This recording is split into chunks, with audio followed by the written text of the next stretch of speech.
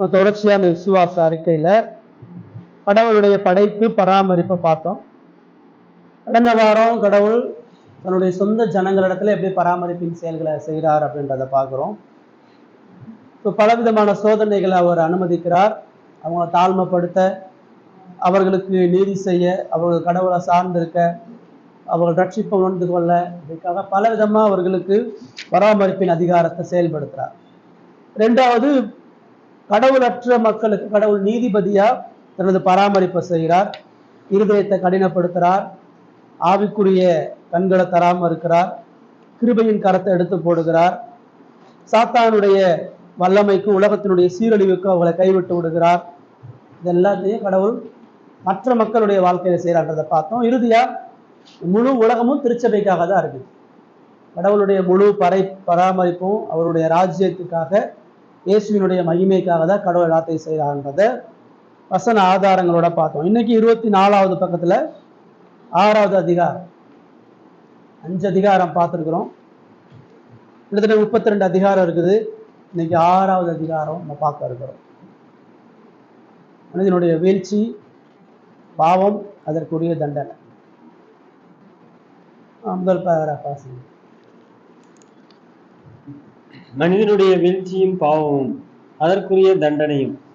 மனிதன் நேர்மையானவனாகவும் பூரணமானவனாகவும் கடவுள் படைத்து தனக்கு கீழ்ப்படிந்தால் மட்டும் நல்வாழ்வு என்றும் மீறினால் மரணம் நிச்சயம் என்றும் போதிக்கும் நீதி சட்டத்தை அவனுக்கு தந்தபோதும் அந்நிலைமையில் அவன் அதிக நாட்கள் வாழவில்லை.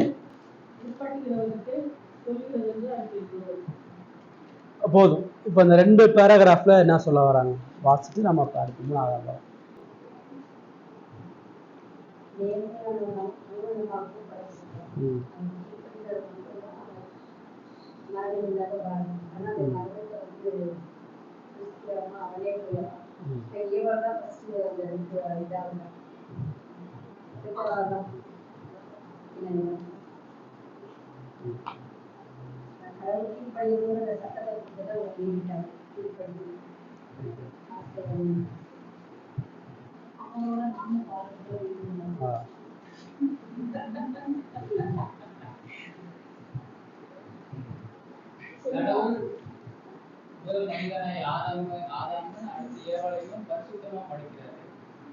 படைக்கிறாரு. ஆனாலும் அவருக்கு எது தவறு எது சரின்றது இதயத்துல எழுதிட்டு பாவம்னா எதுன்னு தெரியும். அப்படி இருந்தும் அவர்கள் மீறி பாவத்தை செய்து கடைபிடித்தவர்களாகிறாங்க. இது எல்லாமே தேவனுடைய மகிமைக்கென்று கடவுள் அனுமதிக்கிறார்.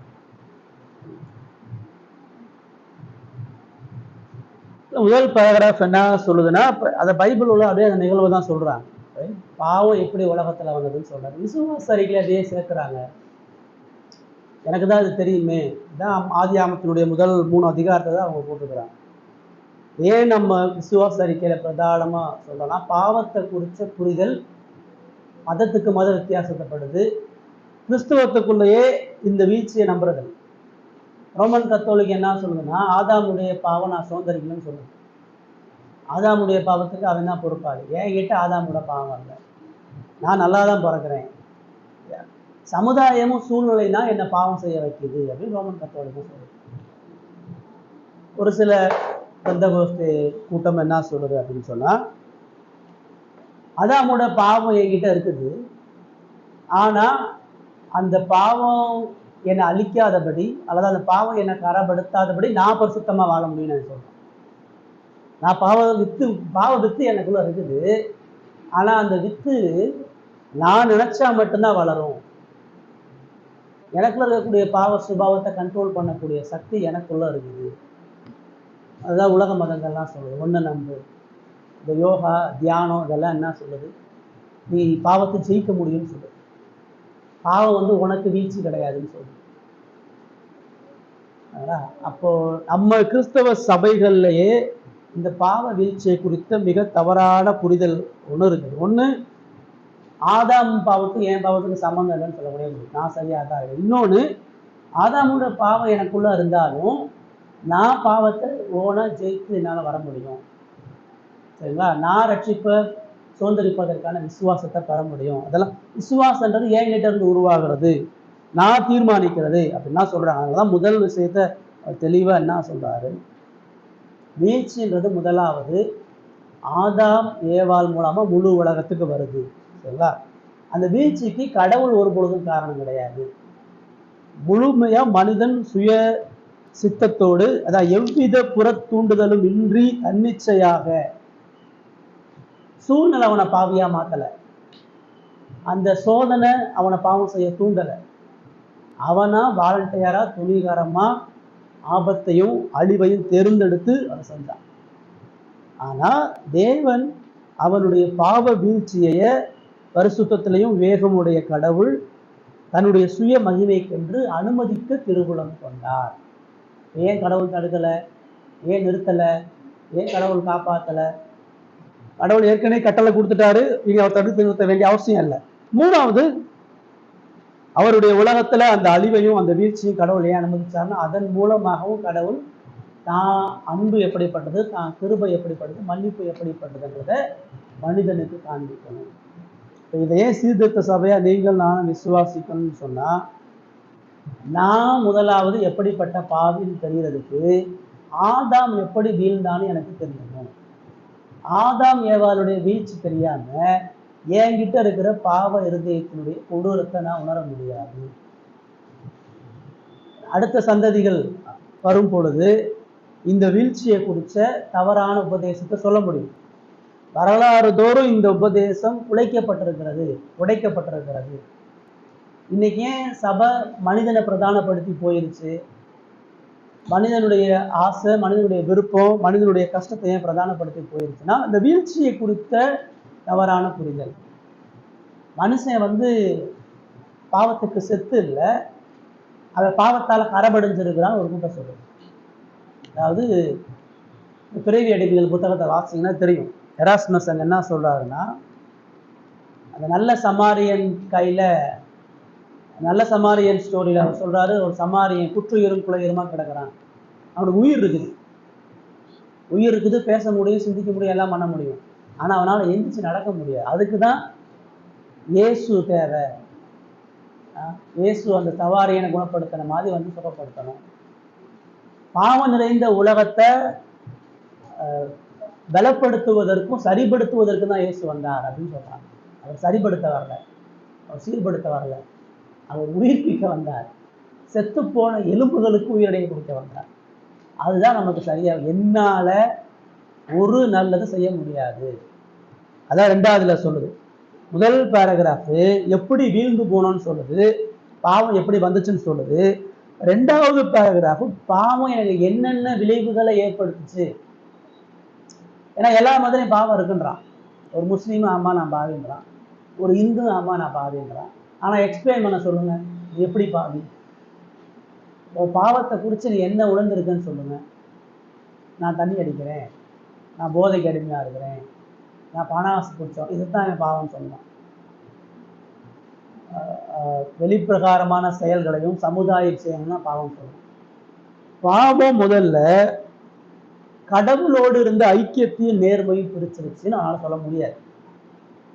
கடவுளுடைய தன்மையும் உறவையும் நான் இழந்து நிற்கிறேன்றத நம்ம மட்டும்தான் சொல்றோம். அதனாலதான் சொல்லுங்க, கடவுளோட இந்த ஐக்கியத்தை நம்ம இழந்திருக்கிறோம். அதன் மூலமா மரணம் வந்துச்சு. மரணம் வந்ததுனால நம்ம பாவத்துல ஆவி, ஆத்மா, சரீரம் எல்லா பகுதிகளிலும் கரைபடிந்து காணப்படுகிறோம். ரோமர் 3 அதிகாரம் கடைசியா தான் சொல்லுது.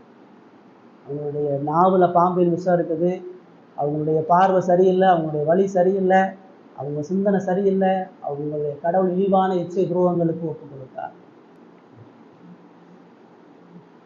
அதாவது நம்ம இடத்துல ஒரு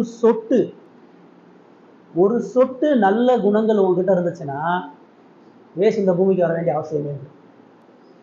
அந்த ஒரு சொட்டு நல்ல குணங்களை வச்சு நீங்க நல்லதை தேடி போக முடியும். நீங்க செத்த புணமா உங்களால எந்த நல்லதும் செய்ய முடியாது, உங்களால எந்த பாவத்தையும் ஜெயிக்க முடியாது, உங்களால ஒரு பிட்டு நன்மையான காரியத்தை செய்ய முடியாதுன்றதை அறிஞ்சனாலதான் அவரே வந்தார். குற்றுயிரா குலையிரா இருக்கிறவன் எப்படி பொழைச்சிக்குவான்? அவன் அப்படியே அங்கே செத்துருவான்ற எந்த நிச்சயமும் அவசியம் கிடையாது. அவன் காயங்கள் ஆறும் பொழுது, வலிகள் குறையும் பொழுது எந்திக்க முடியும், மருந்தை தேடி போக முடியும், சாப்பிட முடியும், காப்பாற்றிக் கொள்ள முடியும். செத்து போனவனால ஒன்றும் செய்ய முடியாது. அதனாலதான் நம்ம பாவத்தை குறிச்ச நம்முடைய புரிதல் வந்து ரொம்ப சரியா தெளிவா இருக்கணும். நம்முடைய புண்ணிய கிரியைகள், மதம் சார்ந்த காரியங்கள், இது எதுவுமே கடவுளுடைய பார்வையில அருவருப்பானது. பாவத்தை நம்முடைய கண் அளவுல, நம்முடைய பார்வையில எடை போடக்கூடாது. வேத பாவத்தை குறித்து என்ன எடை போட்டு சொல்லுகிறதோ அதுதான் பாவம். இதான் வீழ்ச்சியை குறித்து சொல்லு. மூணாவது இதுல வந்து நமது பெற்றோர் இப்பாவத்தின் மூலம் தங்களுடைய நேர்மையும் கடவுளோடு இருந்த ஐக்கியத்தையும் இழந்த போதும் நாம் அவர்களோடு இருந்தோம். ஆமா அப்படின்னு சொல்லியிருக்காங்க. நாம் அவர்களோடு இருந்தோம் அப்படின்னா ஆதாமுடைய பாவம் இயேசு கிறிஸ்து வந்ததுக்கு அப்புறம் அவரு பாவத்தை எடுத்துட்டாரு. எடுத்ததுக்கு அப்புறம் நம்ம உலகம் முடிவு வரைக்குமே அந்த பாவம் இருந்துகிட்டே இருக்கு. இயேசு என்ன பாவத்தை எடுத்தாரு? இயேசு உங்ககிட்ட என்ன பாவத்தை? இப்ப நமது பெற்றோர் அப்படின்னு சொல்லப்பட்டிருக்கு. இப்ப நம்மளைய ரட்சிப்புக்குள்ள கொண்டு வந்திருக்காரு. இப்ப நீங்க இருக்கீங்க, உங்களுக்கு இருக்கிற நீங்க ரட்சிப்புக்குள்ளதான் இருக்கீங்க. அவங்க பாவம் செஞ்சதுனால அவங்களுடைய பிள்ளைங்க வந்து பாவத்துல பிறந்துட்டாங்க. ஆமா. இப்ப நீங்க ரட்சிப்புக்குள்ள இருக்கிறதுனால உங்களுடைய குழந்தையும் பாவத்துலதான் இருக்குன்னு சொல்ல முடியும். ஆமா. இப்போ எனக்கு ஆதாம் பெற்றோர் தானே. நான் இயேசுவை அறிஞ்சு ரட்சிக்கப்பட்டனால ஆதாம் என் பெற்றோர் இல்லாம போயிட்டானா?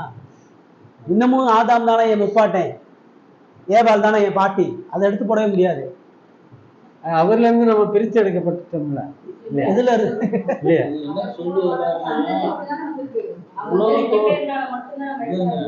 உலக தோற்றத்துக்கு முன்னாடி அவரோட திட்டத்துல எல்லாமே இருந்தான். அதுல ஆதாம் வந்திருக்கேன். ஆதாமோட வயிற்றுக்குள்ளதான் 50 பேருமே அந்த குடியிருந்திருக்கிறாங்கிறத அந்த இடத்துல கொடுத்துருக்காங்க. ஆதாமியுடைய பாவத்தை உடனே எடுத்து போடல. அப்படின்னா நீங்க என்ன போய் சொல்லாம இருக்கணும், அப்படின்னா நீங்க எச்சிக்காம இருக்கணும். இயேசு என்ன பாவ விடுதலை கொடுத்தாரு உங்களுக்கு? பாவ சுபாவத்திலிருந்து விடுதலை கொடுத்துருக்காரா? பாவ முற்றிலுமா எல்லா மூல பாவத்தை எடுத்து போட்டாரா? அப்படிலாம் இல்லையே. தண்டனை இருந்து மட்டும்தான் விடுதலை கொடுத்துருக்கிறாரு. உங்க பாவத்துக்கு வர இருக்கக்கூடிய நீதியான ஆக்கினையும் நியாய தீர்ப்பிலிருந்து விடுதலை கொடுத்துருக்கிறார். அவ்வளவுதான் பண்ணிருக்கிறார். இன்னமும் நீங்க பாவத்தோட வாழ்ந்துட்டு தான் இருக்கிறீங்க. பாவ வல்லமை ஆளுகைன்னா இல்லை.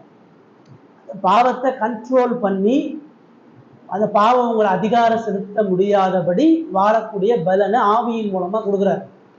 அதுலயும் உங்களுடைய பொறுப்பு இருக்குது. நீங்க ஒத்தாசையா உங்களை ஒப்பு கொடுத்து செஞ்சா மட்டும்தான் அதையும் ஜெயிக்க முடியும். மற்றபடி ஆதாமுக்கு இருக்கக்கூடிய எல்லா பாவ இயல்புகளும் சுபாவங்களும் சாகிற வரைக்கும் உங்கள்கிட்ட இருக்கதான் செய்யும். நீ ரட்சிக்கப்பட்டனால ஆதாமுல இருந்து முழுமையா விடுதலை பெற்று ஆவிக்குரிய ரீதியாக தான் இயேசுடைய பிள்ளையா மாறுறீங்க. இந்த உலகத்துல பரலோகத்துக்கு போனதுக்கு அப்புறம் தான் முழுமையா பூரணத்துவத்தை அடையும் பொழுது ஆதாமினுடைய மூல பாவத்துல இருந்து நீங்க பூரணமா விடுதலை பெறீங்க. இன்னமும் உங்களுக்கு ஆதாம் தான் அப்பா.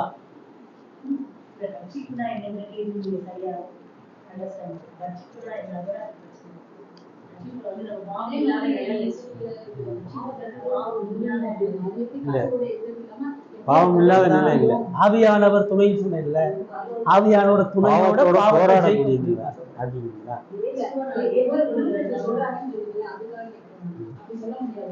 ஆமா. அப்ப அவங்க எப்படி சொல்றாங்கன்னா எனக்குள்ள அந்த வல்லம் இருக்குன்னு சொல்றாங்க. அதுதான் அவ என்ன சொல்றான்னா பாவம் என்ன முழுமையா கரப்படுத்தலன்றான். பாவம் என்னால நான் இப்ப பரிசுத்தமா பேசுறேன். இப்போ அன்னை தெரசா இருக்கிறாங்க, அன்னை தெரசாட்ட பாவமே இல்லைன்றான். நீங்க எப்படி பாவத்தை சொல்லுவீங்க? அவங்க வந்து இழக்கிறாங்க, அவங்க வந்து எல்லாரும் அருவருக்கக்கூடிய நோயாளியோடு ஐக்கியப்பட்டு கடவுளுடைய அன்பை வெளிப்படுத்துறாங்க, அவங்க பொருளாசை இல்லாம இருக்கிறாங்க, அவங்க கிட்ட எந்த விதமான தவறும் இல்லைன்றான். இப்ப அவனுடைய பாதைன்னு எப்படி சொல்லுவீங்க? அதனாலதான் அவன் என்ன சொல்றான், என்னால நல்லவனா வாழ முடியும்ன்றான். எனக்கு அந்த தகுதியும் திறமையும் இருக்குன்றான். அதுக்கு எக்ஸாம்பிளுக்கு இங்க பாருங்க அவங்களாம் அப்படி இருந்தாங்க. அதனால நம்ம என்ன சொல்றோம், நீ பாவின்றது வெளியே என்ன செய்யறது அல்ல, பாவின்றது நீ உள்ள இருதயத்துல என்ன செய்யற அப்படின்றத பொறுத்தது.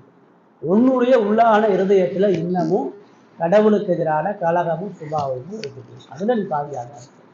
சரிங்களா? புரிச்சுங்களானே? அப்ப அதான் அது என்ன சொல்லுது, நமது முதல் பெற்றோர் யார சொல்லுது, விசுவாசிகளாகிய உங்களை என்னை சேர்த்து தான் சொல்லுது, நமதுன்னு சொல்லுது. ரட்சிக்கப்படாதவர்களுடைய முதல் பெற்றோர்னு சொல்லலை. இயேசு அறியாதவர்களுடைய, இயேசுவை அறிஞ்சாலும் ஆதாமு ஏவாளும் தான் அவங்களுடைய பெற்றோர், எனக்கும் பெற்றோர். ஆதாமு ஏவாள் பரலோகத்துல தான் இருக்கிறான். ஆதாமு ஏவாள் ரட்சிக்கப்பட்ட விசுவாசி, அதுக்கே நம்ம பார்க்கணும். சரிங்களா? ரைட். இப்போ அந்த பாவம் எவ்வளவு பெரிய, அதாவது இப்போ பிரச்சனையே ஒன்று, மனிதனுக்கு பாவத்தை குறித்து புரிதல் தப்பா இருக்கு. ரெண்டாவது பாவத்தினுடைய செயல்பாடையும் குறித்து தப்பா இருக்கு. அதனாலதான் நம்ம விசுவாச அறிக்கையில ரொம்ப டீட்டெயிலா எது பாவம், எப்படி பாவம் உள்ள வந்தது, எப்படி மனுஷன் வீழ்னா, அந்த வீழ்ந்து போன சுபாவம் என்னென்னலாம் கலகம் செய்யும், எவ்வளவு திருக்கான இருதயம். எரேமியா ஆதியாகமம் 6:5, இருதயத்தின் நினைவுகளில் நித்தமும் பொல்லாதது. உங்க செந்தையில் அப்படி உருவாகிறதே பாவத்தோட தான் உருவாகுது. எந்த நல்லதும் உங்ககிட்ட வராது. இருதயம் மகா திருக்குள்ளதும் கேடானதுமாக இருக்கிறது. இப்பதான் இன்னொரு பிரச்சனை வருது. பீப்புள் என்ன சொல்றான், இப்ப கஷ்டப்படுகிற ஒரு ஏழைக்கு நான் உதவி செய்யறேன், என்னுடைய அன்பின், அது ஒரு அன்பின் இருதயம் உள்ளவனா நான் இருக்கிறேன். என்னை அவமானப்படுத்துறவனையும் என்னை துன்பப்படுத்துறவனையும் நான் நேசிக்கக்கூடிய இருதயம் கொண்டிருக்கேன். இப்போ இது நன்மை கிடையாதா? இது பாவம் இல்லாத தன்மை கிடையாதா நான் கேட்குறான். அப்ப அவன் என்ன நினைக்கிறான், நான் செய்யக்கூடிய இந்த அன்பு, இந்த ஒழுக்கமான செயல் கடவுளுக்கு முன்பாக நன்மையானதாக இருக்குதுன்னு அவன் நம்புறான். இப்ப நான் செய்யறது நல்லது சரின்றதை நான் சொல்லக்கூடாது. நான் செய்யறது நல்லதுன்றதை யார் சொல்லணும்? கடவுள் தான் சொல்லணும். இப்ப கடவுளுடைய பார்வையில நான் கஷ்டப்படுறவனுக்கு உதவி செய்யறது நன்மையானதா? கடவுள் என்ன சொல்றாரு, நீ பாவ இருதயத்தோட என்ன செஞ்சாலும் அது அசுத்தம் தான். உடம்பெல்லாம் தொழுநோயில இருக்கிறேன், இந்த தொழுநோயை வச்சுக்கிட்டு இன்னொருத்தர் நான் எப்படி காப்பாற்றி நடத்தினாலும் என் நோயை தான் அந்த இடத்துல வைப்பேன். அதே போல பாவத்துல பிறந்தனா நல்லதுன்னு நினைச்சு செய்யக்கூடிய எல்லாமே கெட்டதும் அருவறுப்பானதும் தான். மதர் தெரசாவுடைய செயல் உங்களுக்கு வேணா ஆச்சரியமா இழப்பா இருக்கலாம், கடவுளுக்கு அது அருவறுப்பான நீதி தான். கடவுளுடைய பார்வையில நரக ஆக்கினைக்கு ஏதுவான செயல் தான் அது. ஏன் நம்மளுடைய பார்வை, நம்ம ஒரு தராசுல வச்சு இதெல்லாம் நல்ல காரியம், இதெல்லாம் சரியான காரியம் நினைக்கிறேன். உங்களை விட முஸ்லீம் நிறைய ஏழைகளுக்கு பிச்சைக்காரனுக்கு உதவி செய்யறேன். உங்களுடைய இந்து அநேக முதியோர் எல்லாத்தையும் ஆசிரியர் நடக்குது. அதுக்காண்டி அவங்களுடைய சிந்தனை, நினைவு எல்லாமே நல்லதா இருக்குன்னு செய்யலாம். பைபிள் தப்புன்னு சொல்றது, நீங்க எப்படி நல்லதா இருக்கு? ஆமா, இருதயத்துல என்ன நடந்திருக்கு? பைபிள் இருதய திருக்குள்ளதுன்னு சொல்லுது.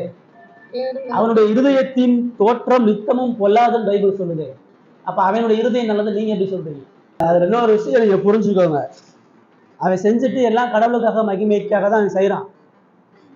அவன் சமுதாய சேவை செஞ்சுட்டு அல்லது மற்றவங்களுக்கு உதவி செஞ்சுட்டு இதுக்கு நான் காரணம் இல்லை, கடவுள் தான் காரணம், கடவுளுடைய மகிமைக்காக தான் அதை செய்ய அவன் சொல்றான். அவன் கடவுளுடைய மகிமைக்காக சொல்றான்றதுக்காண்டி அது கடவுளுடைய மகிமைக்கு ஆதாரமா ஆகாது. அவன் செய்யறத அவன் சொல்லக்கூடாது, அவன் செய்யறத கடவுள் சொல்லணும். ஆமா, என்னுடைய மகிமைக்காண்டி செஞ்சான்னு கடவுள் சொல்லணும். அப்ப வெறுமனே கடவுளுடைய மகிமை, நான் என்னுடைய மகிமைக்காக செய்யல, கடவுளை மகிமைக்காக அதை செய்யறேன் நான் சொல்லவும் முடியும், செய்யவும் முடியும். ஒண்ணு தெரிஞ்சுக்கோங்க, மனிதனால ஒரு பொழுதும் கடவுளுடைய நன்மைக்காக எதையும் செய்ய முடியாது. கடவுளுடைய மகிமைக்காக செஞ்ச ஒரே ஒரு நபர் இயேசு மட்டும்தான். இயேசு பேசினது செஞ்சது உபதேசத்துல மட்டும்தான் கடவுள் மகிமைப்பட்டார். அப்ப இயேசுவை பிரதானப்படுத்தாம, இயேசுடைய ரட்சிப்பை பிரதானப்படுத்தாம, சிலுவையை பிரதானப்படுத்தாம செய்யக்கூடிய எல்லா செயலும் ஒரு பொழுதும் கடவுளை. இதனாலதான் மதர் தெரசா, அப்துல் கலாம், விவேகானந்தர், இருக்கக்கூடிய எல்லா சன்னியாசிக, இவங்க எல்லாம் ஏன் நம்ம அயோக்கியக்காரன்னு சொல்றோம்? கடவுளுடைய வழிமுறையில் இல்லை, அவ்வளவுதான். ஆமா, உங்களுக்கு அவன் ரொம்ப ஒழுக்கமா இலக்கவனா இருக்கலாம். கடவுளுடைய பார்வையில ஒரு விபச்சாரம் பண்ணவே எவ்வளவு மோசமானவனோ அதே தான் ஏழைக்கு உதவி செய்யறவனும் இருக்கிறான். 3 வேளை தொழுது கொள்றதுனால அவன் பக்தி இல்லவெல்லாம் கடவுள் அங்கீகரிக்கிறது அல்ல. இன்னைக்கு செய்யப்படக்கூடிய எல்லா பணியும் கடவுளுடைய பேரை சொல்லிதான் செய்யப்படுகிறது. ஆனா கடவுள் அதை ஏற்றுக்கலையே, கடவுள் அதை விரும்பலையே. கடவுள் அதுக்கு அவருடைய ஸ்டாண்டர்ட் ஒன்று வச்சிருக்கிறார்ல, அது கிறிஸ்து இயேசு இவர் என்னுடைய நேசகுமாரன், இவரில் பிரியமா இருக்கிறேன். அவ்வளவு அங்கேயே முடிஞ்சு போச்சு. இனி வேற யாரும் என்ன செஞ்சாலும் அவர் பிரியமா இருக்க போறது இல்லை.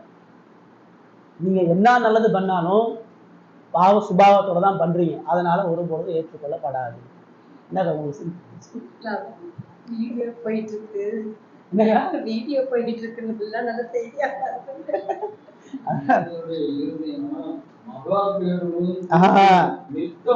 ஆமா ஒரு நாள் கிடையாது.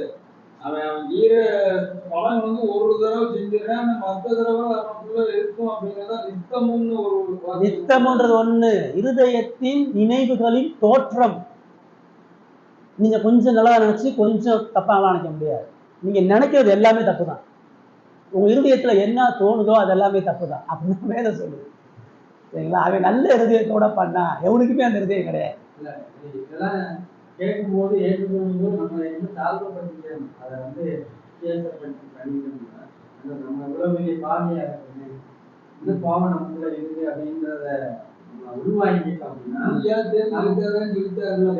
நானா பார்த்துருவேங்கிற இல்ல இல்ல மேல மேல வந்து நம்மளை மட்டுப்படுத்தணும்.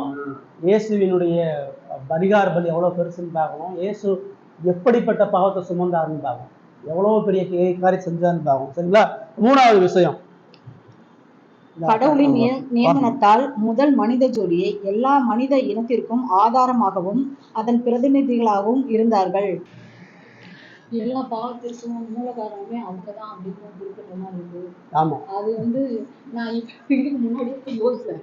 எல்லாருக்குமே அவங்க கீழ்ப்படியில அதுக்கு மேல பாவம் நடந்துகிட்டே இருக்கு. அதுக்கு மேல மேல மேல சொல்லவே முடியாது, அந்த அளவுக்கு பாவம் இருக்கு. அது அவங்களுடைய கறியை சாப்பிட்டதுனாலதான் அப்படின்னு டிக்ளேர் பண்றதுதான் எனக்கு ஒன்றும் புரியல. அதை கேட்கல, அது முன்னாடியே கேட்கலான்னு நினைச்சேன். இதுல அதுக்கு எல்லா பாவத்துக்கும் எல்லா மீறுதலுக்கும் அதுதான் முக்கிய காரணமே இதுல இருக்கு.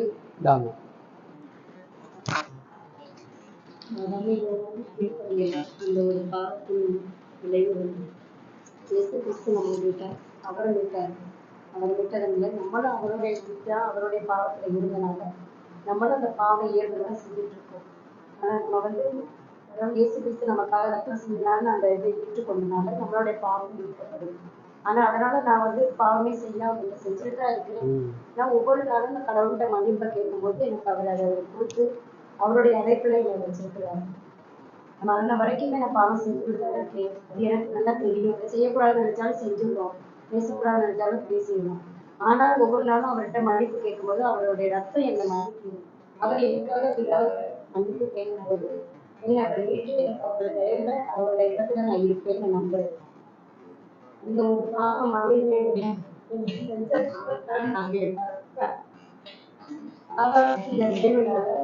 எல்லாருக்கும் பாவத்துல கிடைக்கும்.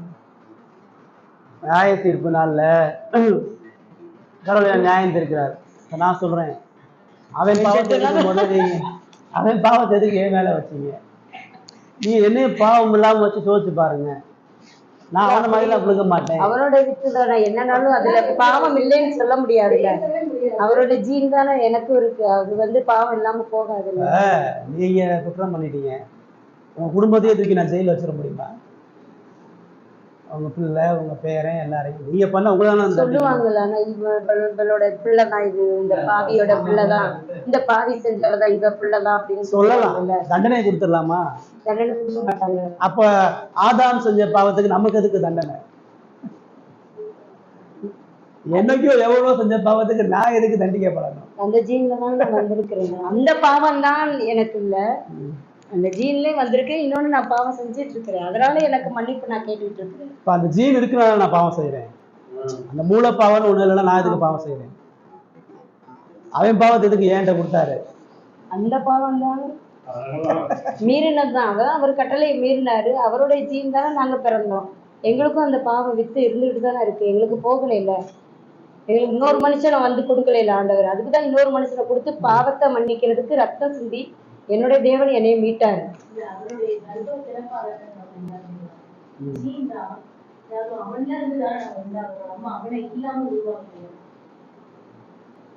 அவனுடைய எல்லா சாயலையும் கடவுள் கொடுத்தது பிரச்சனை இல்லை, அவனுடைய பாவ சாயலை எதுக்கு என்கிட்ட கொடுத்தாரு? பாவம் வந்துதானே ஆகும். அவரோட ஜீவனை தானே பிறக்குறேன். அப்ப நான் ரெஸ்பான்சிபிள் எப்படி இருக்க முடியும்? நான் எப்படி அது ரெஸ்பான்சிபிளா இருக்க முடியும்? நான் செஞ்ச பாவத்துக்கான தண்டனை எனக்கு கொடுத்தாங்கன்னு சொன்னா நான் அதை வாங்கிக்கலாம். அவன் செஞ்ச பாவத்துக்கான விளைவுகளை நான் அதுக்கு சுமக்கணும். ஏதோ ஒரு தாய் பாவத்துல கர்ப்பம் தரித்தாங்கன்னு ஒரு வார்த்தை வருது. ஏன் கர்ப்பம் தரிக்கணும்னு கேட்கிறேன். பாவத்துல எதுக்கு நான் கர்ப்பம் தரிக்கப்படும்? நான் ஏன் பரிசுத்தமா கர்ப்பம் தரிக்கப்படலன்னு கேட்கிறேன். அது வராதில்ல. அவ பாவம் செஞ்சதை விட்டுதானே நம்ம எல்லாருமே வந்திருக்கிறோம். அந்த கசப்பான ஒரு மரம் என்ன தரும்? கசப்பதான் தரும். அவன் செஞ்ச தப்பு நாங்க எல்லாருமே அந்த பாவத்துல தான் நிலைச்சு இருக்கோம். பிறந்ததுக்கு அப்புறம் தான் நம்ம பாவத்துல இருந்து விடுதலை ஆகணும்னு அதானே ரைட்டு தானே. பாவத்தை அழிஞ்சு வரலன்னா அது அந்த பாவத்துடைய இதுல இருக்கிறாங்க. அதாவது பிறந்ததுக்கு அப்புறமாச்சு அறிகிறீங்களா? அதுக்கு அழியறதுக்கு தான் ஆண்டவர் நமக்கு உயிரதுக்காக சொல்றேன். இப்ப இந்தியாவுக்கும் சீனாக்கும் யுத்தம் ஆயிடுச்சு, பிரச்சனை வந்துச்சு, எல்லை தகராறு வந்துடுச்சு. இப்ப இந்தியா போர் ஆரம்பிக்கலாம், மோடி சொல்றாரு, சீனா இவ்வளோ பீரங்கி கொடுத்து நம்ம அழிக்கலாம்னு சொல்லி யுத்தம் ஆயிடுச்சு. பதிலுக்கு அவன் நம்ம நாட்டை அழிக்கிறான். இந்த தீர்மானம் யார் எடுத்தது? யுத்தம் யார் தீர்மானம் எடுத்தது? எவன் ஆள்றானோ அவன் தீர்மானம் எடுக்கிறான். அவன் எடுத்த தீர்மானத்துக்கு நான் எதுக்கு பலிகடாகணும்? இப்போ சீனாக்காரை கொண்டு போறது என்னைய பாதிச்சு நானும் என் குடும்பம் செத்து போயிட்டா நான் போய் மோடியை திட்ட முடியுமா? இன்னொன்று, அவன் அந்த தீர்மானத்தை எடுக்கும் பொழுது ஏன்டையும் கலந்து ஆலோசிக்காம நீ போற முடிவு பண்ண நான் கேட்க முடியுமா? நான் நாட்டாளரே, நீ எனக்கு குடிமகன், நான் என்ன முடிவு பண்ணானோ அதுக்கான பாதிப்பை, நன்மையோ தீமையோ நீ அதை சுமந்துதான் ஆகணும். இந்த நாட்டை நான் பிறந்துட்டேன், குடிமகனாயிட்டேன், நாட்டு சட்டத்துக்கு உட்பட்டவனா இருக்கிறேன். அப்படிதான் கடவுள் ஆதாம லீடரா பிரதிநிதியா வச்சு இவன் எடுக்கக்கூடிய முடிவு இவனுடைய எல்லா வம்சத்துக்கும் பொதுவானது.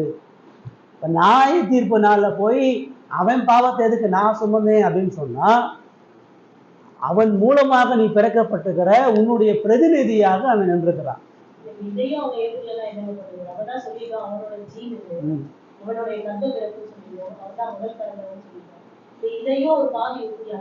இதேதான் மோடி எடுக்கக்கூடிய தீர்மானத்தை நான் ஒத்துக்கல.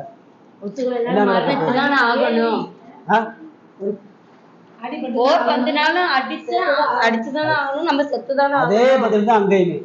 புரியுதா? அவன் பிரதிநிதி, அவனுக்கு அந்த பொறுப்பை கொடுத்துட்டேன். அவன் செஞ்ச, அவனுக்கு ஆதாமுக்கு நல்லா தெரியும் அந்த பாவம் தொன்று தொட்டு எல்லாரையும் அழிக்கதான் போகுது.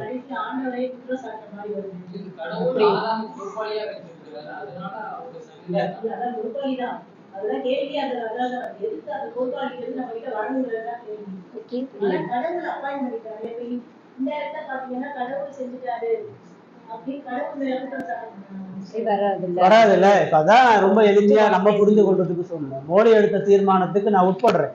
எனக்கு விருப்பம் இருக்கோ இல்லையோ, அவர் என்ன தீர்மானம் பண்றாரோ அதுக்கு நான் என்னை அர்ப்பணிக்கிறேன். ஆதாம் எடுத்த தீர்மானத்துக்கு எல்லா மனிதனும் கேள்வி கேட்காம அர்ப்பணிச்சு ஆகணும். அவன் தான் பிரதிநிதித்துவம், அவனை தான் முதன்மைப்படுத்தி இருக்கிறார். இப்ப நான் கடவுளை ஏன் கர்ப்பத்துல நான் பாவத்துல கர்ப்பம் தரிக்கப்படுகிறேன்னு சொன்னா, அவனுடைய வீழ்ச்சியினுடைய சுபாவம், அவன் வாங்கின கடனுக்கு எல்லாரும் பலிகாடாகும். அவ்வளவுதான். அதுல நீதி அநீதின்னு சொல்றதுக்கு எந்த விதமான குற்றச்சாட்டு இல்லை. நீதிக்கு முன்பாக ஆதாம பின்பற்றக்கூடிய, ஆதாமுக்கு பிறந்த எல்லாருக்கும் நீதியாக நியாய தீர்ப்பு. அதான் கடவுளுடைய எண்ணெய் குணம், சட்டம் இல்ல.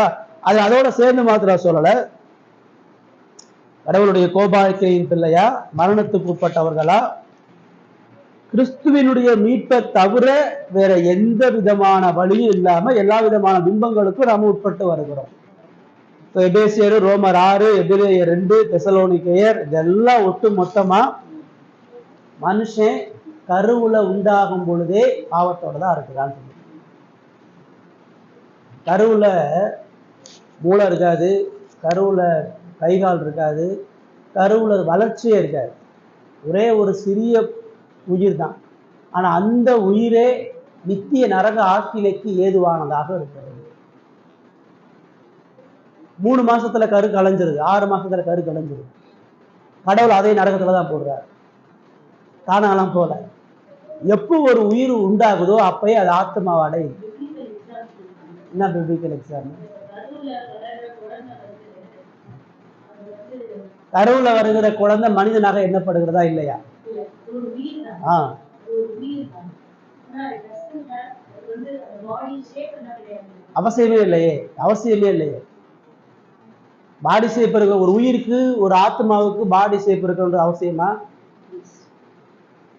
ஆண்டவர் உயிர்த்தெழுதலின் போது அந்த ஆவி அப்படியே ஆவியோட அப்படியே நடக்கிறது. அந்த ஆவி வந்து திரும்ப அந்த சரீரத்தோட இணைந்து உயிர்த்தெழுதல் நடந்துதானே ஆண்டவர் நம்ம நடக்கிறது. சரி, ஸோ பாடி ஷேப் ஆமா. இப்ப கருவுல பாடி இல்லையா? அதுதான் ஃபார்ம் ஆகலைங்க.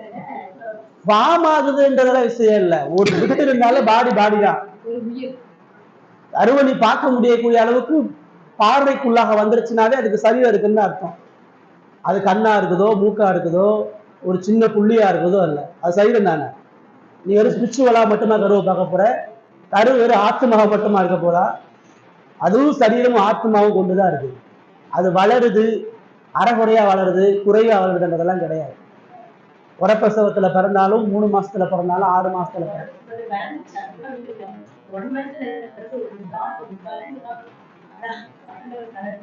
இப்ப என் தாய் என்னை அப்ப கருவுல இருக்கும் பொழுதே நான் பாவத்துல பிறக்கேன்னு எனக்கு சொல்றான். அப்ப அவன் ஆத்மா இல்லாம உயிர் இல்லாம எப்படி அவன் பாவம் செய்வான்? அப்ப அது உயிரா எண்ணப்படுது, மனிதனா எண்ணப்படுகிறது, ஜீவனுக்குரியதா எண்ணப்படுகிறது. அது கருவிலே செத்து போகும். அது இன்னைக்கு உருவாகி நாளைக்கு செத்தால் நரகம் தான் இல்ல. அது எப்ப உருவானாலும் ஆதாமுடைய வித்து இருக்கிறதுனால கடவுளுடைய வித்திய கோபத்துக்கு ஆளாகிறது.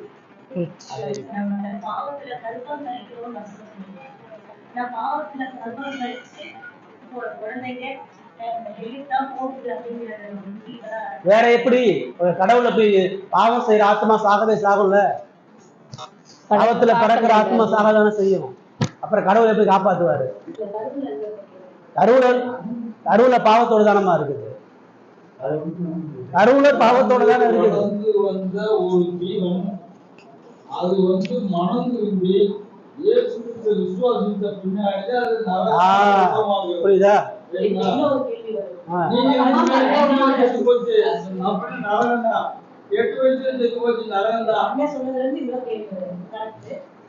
கடவுள இருக்கும்போது அது பாவிதான். அதை நம்ம நடக்குதான் ஆடாம எல்லாருமே நான் சொல்லல. ஆனா அந்த கருத்துல இருக்கிற குழந்தைக்கு சரீரம் இருக்குதா இல்லையா வந்து கருத்துல இருக்க குழந்தை படாது. எப்படி ரட்சிக்கப்படும்? அதுக்கு எப்படி இயேசுவை தெரியும்? அது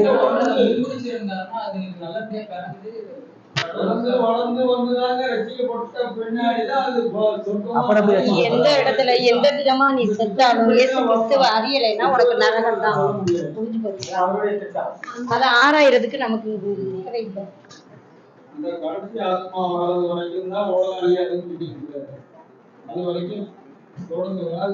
சுவிசேஷம் கேட்காம கிராமத்துல ஒட்டி செத்து போறான். இயேசுவே தெரியாம காட்டுவாசியா செத்து போறான். இப்ப அவன் எனக்கு இயேசு குறித்து யாருமே சொல்லலைங்க, எனக்கு எதுக்கு நரகன்னு கேட்டானா? குழந்தையோட நான் டெய்லி இயேசு பத்தி பேசிட்டே இருக்கேன். இவன் ஒரு ஆத்தர் ஒரு புக்ல எழுதுறாரு. அபார்ஷன்ல பேசும்போது சொல்றாரு, கருவுல இருக்கும்போது அந்த உயிர் தான் நம்ம கொலை பண்ணணும், அது கொலைக்கு சம்பவிச்சு சொல்றாரு. அந்த குழந்தை கருவுல இருக்கும்போது கிறிஸ்துவ பத்தி நான் பேசிக்கிட்டே இருக்கேன். அந்த குழந்தை ரட்சிக்கப்படக்கூடிய எந்த வாய்ப்பு இல்ல. பைபிள்ல என்ன சொல்லுதுன்னா நல்லபடியா பிறந்திருக்கும், அவருடைய வார்த்தையை கேட்டிருக்கும்.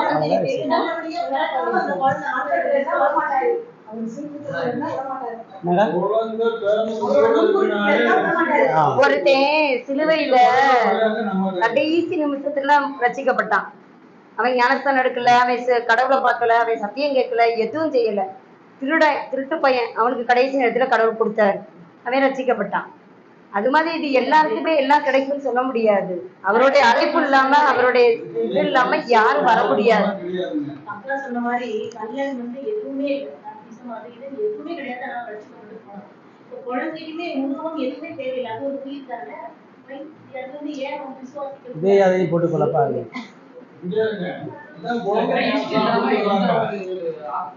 ஒரு நிமிஷம் கவனி.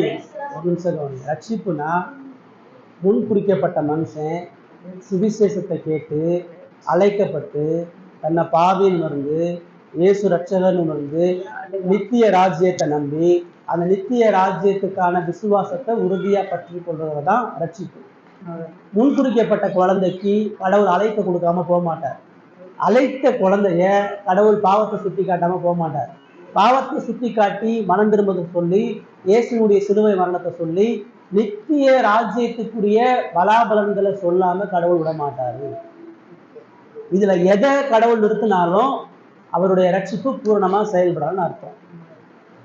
அதான் ரோமர் 8 தெளிவாக சொல்லுது, எவர்களை முன்குறித்தாரோ அவர்களை அழைத்திருக்கிறார், எவர்களை அழைக்கிறாரோ அவர்களை நீதிமான் ஆக்காம எப்படி சாவான்?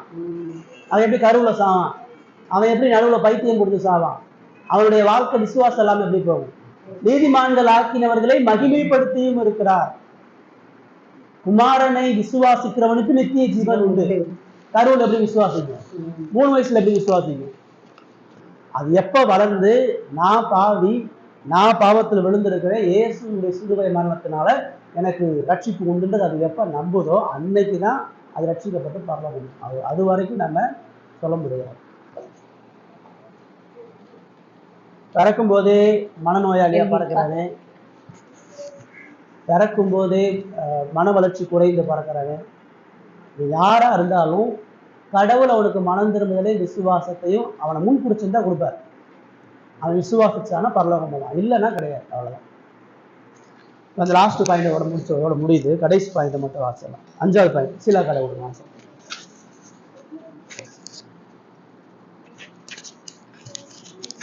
இவ்வுலக வாழ்க்கையில் பாவத்தினால் கரைபடைந்த மனித இயல்பு கிறிஸ்துவுக்குள் மறுபடியும் பிறந்தவர்களில் நிலைத்திருக்கின்றது. கரெக்டா பாவத்தை வீழ்ச்சியை பார்த்துக்கிறோம். 5வது பாயிண்ட் தெளிவா சொல்லுது பாருங்க.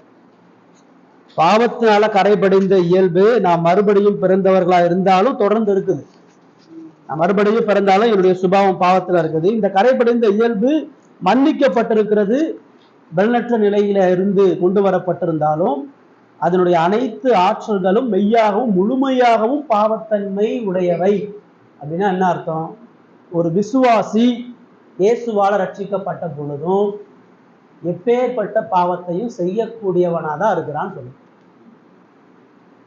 தாவீதை போல ஒரு தேவ பக்தி உள்ளவனை பார்க்க முடியுமா? எவ்வளவு சங்கீதம் எழுதியிருக்கிறான், எவ்வளவு பக்தியை தான் குடும்பத்தில் வெளிப்படுத்திருக்கிறான், கோலியாத்தை ஜெயித்திருக்கிறான். சவுலுக்கு முன்னாடி எவ்வளவு ஆவிக்குரிய பலம் உள்ளவனா இருந்திருக்கிறான். அவன் எவ்வளவு பெரிய துரோகத்தை பண்ணி கடவுளுக்கு எதிராக போனான். சாலமன் எவ்வளவு பெரிய ஞானி, எவ்வளவு மகிமையா கடவுள் அவனை உயர்த்தி வச்சாரு. கடைசியில் எவ்வளவு கேவலமான வாழ்க்கையோட வாழ்ந்து போனான். பேதுரு இயேசுவோட எவ்வளவு நெருங்கி இருந்தான், எவ்வளவு அற்புதங்களை பார்த்தான், எவ்வளவு பிரசங்கத்தை பார்த்தான், எவ்வளவு கேவலமா மறுதளிச்சான். இவனா ரட்சிக்கப்படலையா? ரட்சிக்கப்பட்டவனுடைய இருதயம் பாவ ஆற்றலையும் தன்மையையும் முழுமையாக கொண்டுதான் இருக்குது. ஆனா அவனுக்குள்ள வாசம் பண்ணுகிற ஆவியானவர் அவனை கைவிடாம அந்த வீழ்ச்சியின் மத்தியில் அவனை பலப்படுத்தி நித்தியம் வரைக்கும் அவனை பரிசுத்தப்படுத்தி பாவத்தையும் சோதனையும் ஜெயிக்கக்கூடிய பலனை கொடுத்து சோதனையில வெற்றியை கொடுத்து அவனை பரலோகத்துக்கு அழைக்கிறான். தாவீது வாழ்க்கை விபச்சாரத்தோட முடியல. அவன் மனம் திரும்பி சுத்திகரிச்சு மரணத்துக்கு முன்பாக கடவுளிடத்துல ஒப்புரவாகி ராஜ்யத்தை பரிசுத்தப்படுத்தி சாகுறான். சாலமோனுடைய வாழ்க்கை விக்கிர வழிபாடோடு நிக்கல. இறுதி வாழ்க்கையில் அவன் மனம் திரும்பி ஒப்புக்கொண்டு தன்னுடைய மேன்மைகளை இணைந்து பிரசங்கியில மக்கள் எல்லாரும் எச்சரித்து தேவனுக்கு உண்மையா வாழ்ந்து மறைக்கிறான். 3 முறை மறுதளிக்கிறதோட பேதுருடைய வாழ்க்கை முடியல. இயேசுவோட ஒப்புரவாகி எந்த இயேசுவை மறுதளிச்சானோ அதே இயேசுவ அதே ஊர்ல அதே சனகிரி சங்கத்துக்கு முன்னாடி இவர் தான் உலக ரட்சகர்னு மேசியான்னு சொன்னான். இதுதான் விசுவாசியுடைய வாழ்க்கையில பாவத்துக்கும் விசுவாசிக்கக்கூடிய போராட்டம். சாகிற வரைக்கும் போராட்டம் தான். ஆனா பரிசுத்த வளர்ச்சி இருக்கும். ஏற்கனவே இருந்த மாதிரியே இருக்க மாட்டான். ஒரு பாவத்தை விட்டு இன்னொரு பாவம், இன்னொருத்த பாவத்தை விட்டு இன்னொரு பாவத்தை ஜெயிச்சுட்டே இருப்பான். நிலைத்து பாவத்துல வாழ மாட்டான். தொடர்ந்து கான்ஸ்டண்டா இருக்க மாட்டான். ஒரு சேத்துல விழுந்த ஆடுதான். சேத்துல பன்னியும் விழுகும், சேத்துல ஆடு விழுகும். பன்னி விழுந்துட்டு அப்படியே படுத்துக்கும் சுகமா. ஆடு சேத்துல விழுந்துச்சுன்னு வச்சுக்கோங்க, துடிச்சு எரிச்சு வெளியே ஓடி வந்துடும். ஒரு விசுவாசி பாவத்துல விழும்போது அப்படிதான். அறியாம விழுந்துடுவான். நான் எந்திரிச்சு இயேசுக்காண்டி மறுபடியும் போராடி பரிசுத்தம் அடைய ஓடுவான். அதான் பவுல் ரோமர் 7 தன்னுடைய போராட்டத்தை சொல்றாரு. என்கிட்ட பாவமும் இருக்குது, நான் இயேசுக்கு ஊழியம் பண்றேன், என் மாம்சம் என்ன இயேசுக்கு ஊழியம் பண்ண விட மாட்டேன்னுது, என் ஆத்மா பாவத்தை ஆளுகை செய்ய விட மாட்டேன்னு ரெண்டுக்கும் விரோதமா நான் எடுத்து போராடி போயிட்டு இருக்கிறேன். அந்த போராட்டம் நமக்கு எப்பயும் இருக்கும். சரிங்களா?